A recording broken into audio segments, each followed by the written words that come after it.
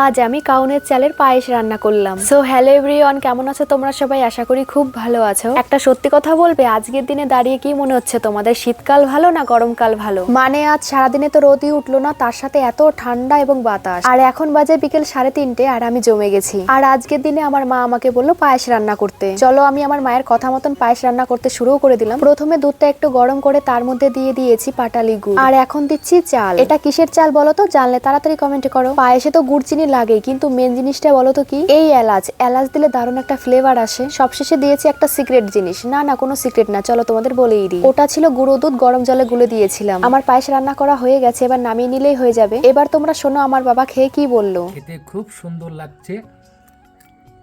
বাহ, খুব সুন্দর হয়েছে।